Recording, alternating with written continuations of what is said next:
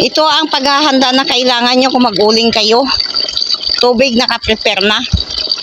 Hello, hello. Ngayon, rice hull naman ang gagawin ko. Magkuha tayo ng labhang.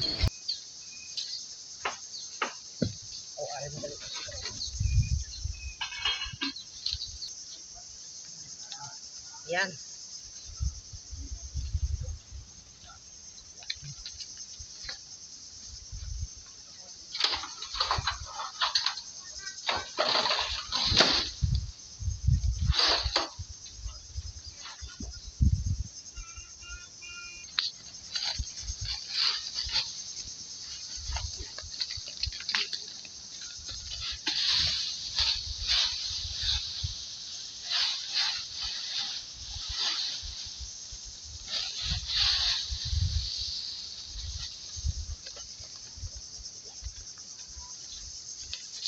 Yan. Sagsako pa lang.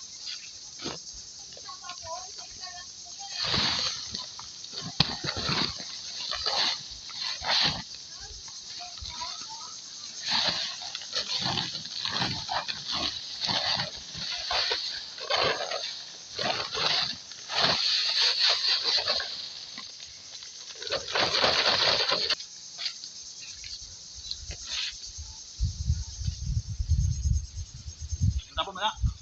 Ha?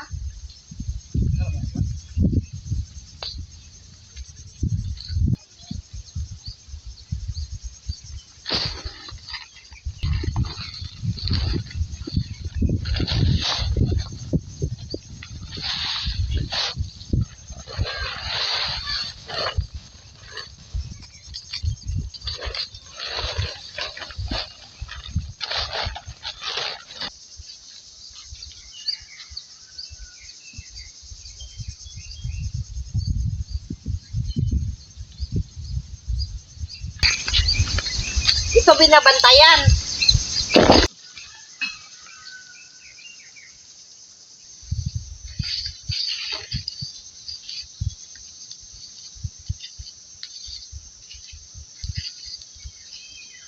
Ayan na. Inaantay ko na lang na mag-brown lahat. Naka-prepare na ako ng tubig. May rake na ditong ginagamit ko.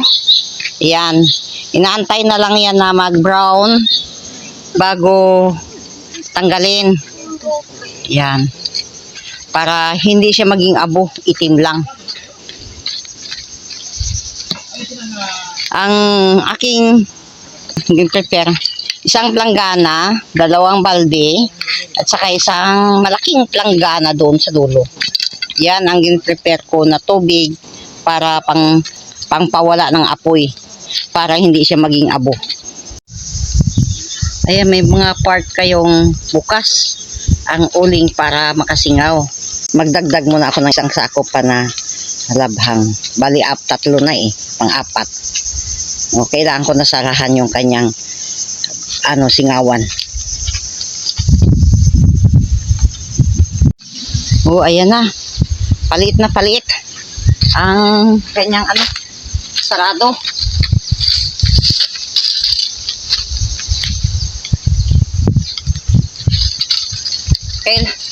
Kailangan nakahanda yung rake, tubig, maraming tubig,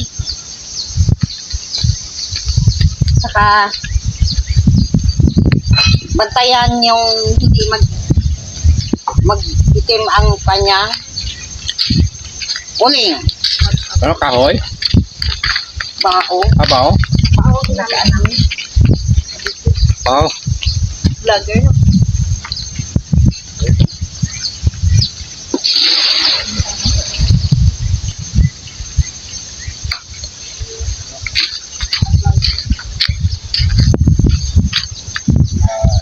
Ayan, hinahanda ko yung tubig habang hinihintay na mag-uling ang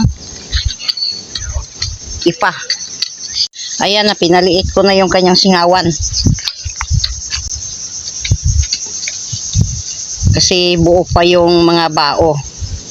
Tapos, tinutuyo niya pa yung labhang. Pag nag-brown-brown na siya, saka natin basta may makita tayong itim, kailangan natin takpan agad para hindi maging abo.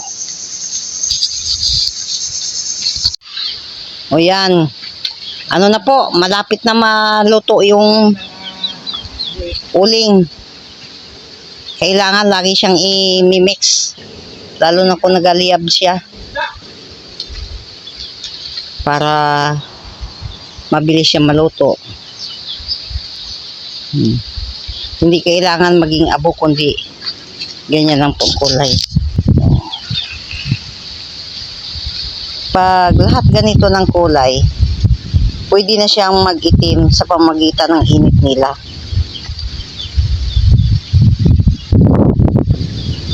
Yung ginamit kong pampadingas ay bao. So meaning hindi lang yung risal, yung ipa ang maging uling, kundi pati bao. O dalawa ng magagamit ko. Yung bao para sa aking pagluluto. Ang uling naman na rice hull ay magagamit sa pananim.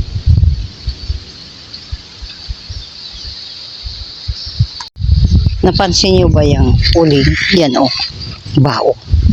O di uling na siya.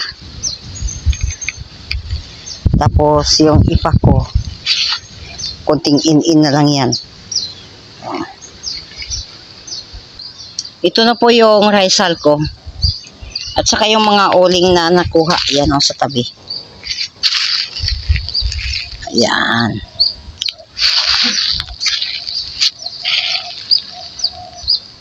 Kung hindi ko pa nakuha yung bunot maging uling din sana. Hindi ko pa siya binabasa kasi mainit-init pa siya. So, makon pa siya. Pwede pang makaluto sa iba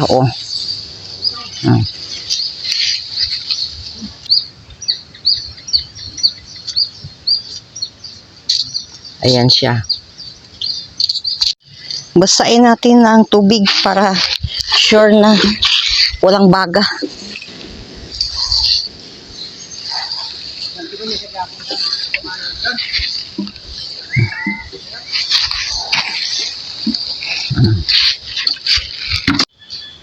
Ayan na. Binasa ko na siya.